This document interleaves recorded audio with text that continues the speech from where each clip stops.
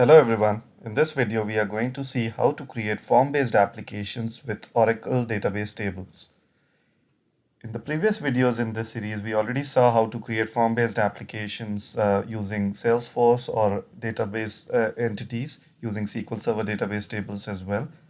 So the process remains more or less the same. However, there would be a couple of variations which I would highlight. So let's look at it. I'm going to go ahead and click on Build Apps.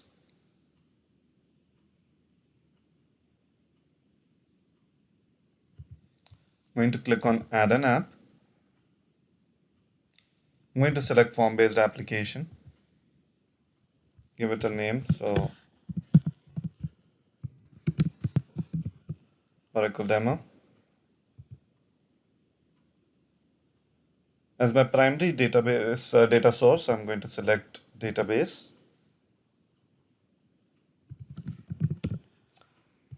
I'm going to select access token to my Oracle database. If I don't have one, I can create one from here. But since my IT admin has already created one, I'm going to just go ahead and select it. Next, I'm going to select the schema. Oracle has a concept of schema, as you know, so I'll select it. And then I'm going to select my primary table. So this is a customer order management kind of a scenario. So I'm going to select customer as my primary table. So now if I go to the fields tab, I can see all the fields which are available in the customer table. I can selectively uncheck some of those so that those are not available while designing the application. In my case, I'm going to just keep all of them selected. Next, I'm going to go to the related entity tab. Over here, what I can see is all the child tables. So if there are any master detail kind of tables which are defined, so I can see them over here. So I'm going to select orders. Again, I can do the same thing. I can go over here and selectively say which fields I want on which fields I want to exclude. I'm going to keep all the fields and click finish. What it does is it is generating an application for me. So this is where the first variation compared to a data entity or a Salesforce or a SharePoint data source. If you see, there is a new form which got created for the table, an update form, and there's only one view which got generated, which is the all customers view. Now, typically for a Salesforce data entity or a SharePoint data source, we also generate a recently modified and a recently created view as well. However, in case of database, we cannot assume that you have a field called last modified date or created date in your database. Hence, we don't generate those views, but you can always add custom views if you add those fields. So I'm going to go ahead and click OK. So I'm in my form designer right now. I'm going to say that it is going to have a 2-column layout. And I'm going to start designing my form. So I'm going to put a heading.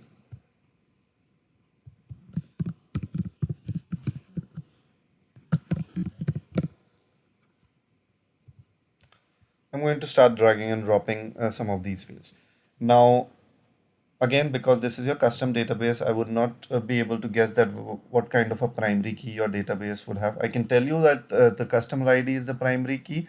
However, how the value is stored in that customer ID is totally up to you. So for example, in my case, customer ID is an auto-generated field in my database. So I don't have to drag and drop it on the form interface. It will be automatically taken care by the database. However, if it was something which you were expecting as a user input, for example, maybe a reference number or an order number, or maybe it is something like a unique email ID for a customer, then you can drag and drop it on the user interface. In my case, I'm not going to do that because the database is going to generate it. So I'm going to drag and drop a customer name. I'm going to say that's a text box, an email field, which is going to be an email control, phone. That's something I'm going to map to the phone control. Address, I'm going to keep it as a text box, and I'm going to span it across 2 columns and resize it a little bit. City, I'm going to keep it as a text box. And state, I'm going to keep it as a drop down list, and in the configuration I'm going to go ahead and say the values of this drop down would come from a pick list which already exists in the base product, which is US states.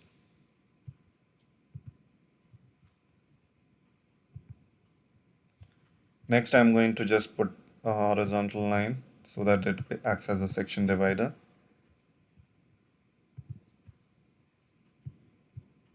Again, I can span it across multiple columns, and I'm going to just resize it a little bit.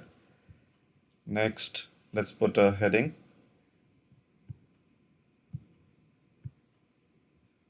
Let's call it order details. And now we are going to drag and drop the child node. So the whole repeating child node, I'm going to drag and drop over here. It will tell me that it's a repeating node, what kind of a repeating control you want to use. So I'm going to say subform. And I'm again going to span it across 2 columns.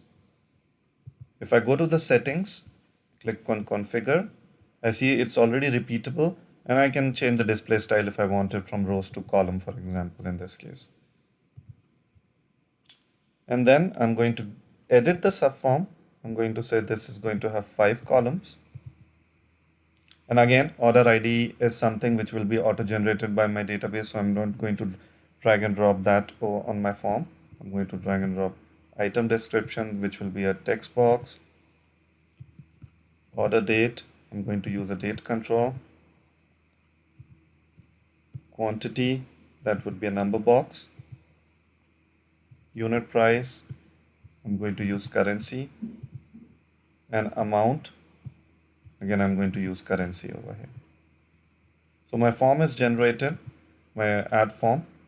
Now, because my database kept all the names in uppercase, I can always go in and edit these values if I wanted. So I'm going to just go ahead and say bulk edit, and I can start changing some of these names.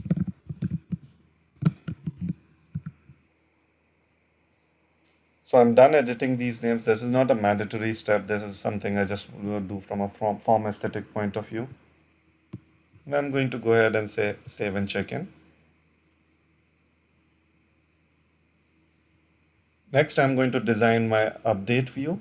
I'm going to click on it, and it says, do you want to copy the layout of the new customer form? I'm going to go ahead and say yes. It saves me a lot of time.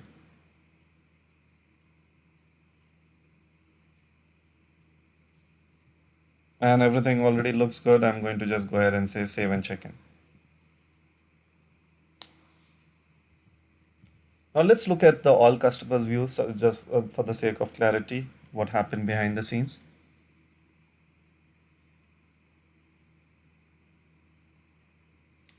So what you see is there is a list view control which was added over here. And if you see list view, there's a control which is specifically created for form-based applications, which you can use only in form-based application. You can drag and drop, and you can configure how various columns would be shown in a summary view. Now, if I click it in edit mode, it gives me complete control over which of these columns would be shown with what kind of label in a my summarized list view. Also in the summarized list view on mobile, which 4 columns would be shown. So I can decide these things. I can change the formatting. If one of them was a date control, I can provide my formatting. I can control those kind of rules over here. Also, one more thing which you might want to see is that it is bound to a lookup. So I'm going to put this in edit mode. And if you see, it pre-populated the schema, the tables, also the columns which I wanted, because I said all the columns, that's why it selected all of these. And the filter condition, if there is any, you can specify it. In case of database, we are not specifying the default sort order because we don't know that how you would want to sort your records, but you can always come back and edit it over here and specify your sort order. In case of a data entity table, we always sort it by a last modified date descending. So you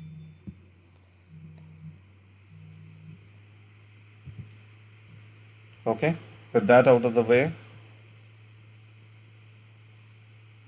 Now I can always get into the folder structure. I can define any custom views if I wanted. I can go over here to view forms. You see the all customer view is there, but I can always add any custom views. You can do the same from the app menu as well. Okay, I'm going to go ahead and click publish. I'm going to check in the files.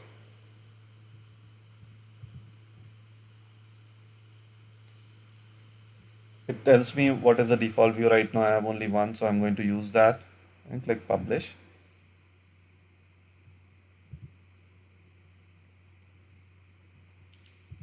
Now if I navigate back to my work center,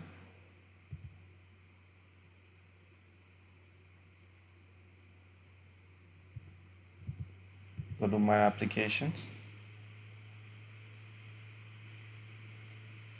and click on all customer.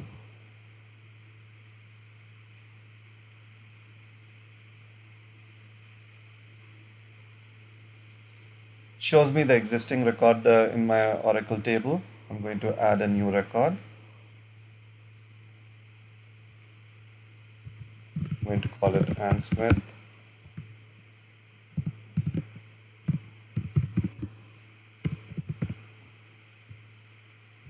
Maybe for phone number, I'm going to just enter all threes over here.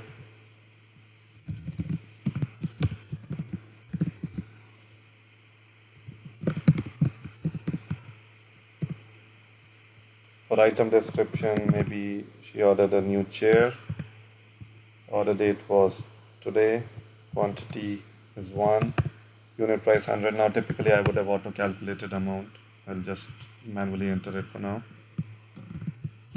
And maybe one sofa. Again, unit price is 400 and 400. And go ahead and click submit. So my form got submitted, and now I'm being redirected to ListView. And my record for Ann Smith is there. I can always view that record. You can see that this is the read-only view of the record, and I can edit it as well. So maybe I'm going to change the state from California to Alabama and click submit.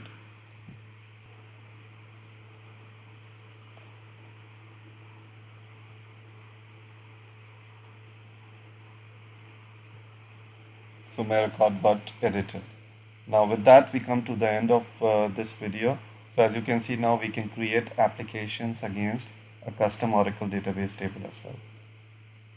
Thanks a lot for your time.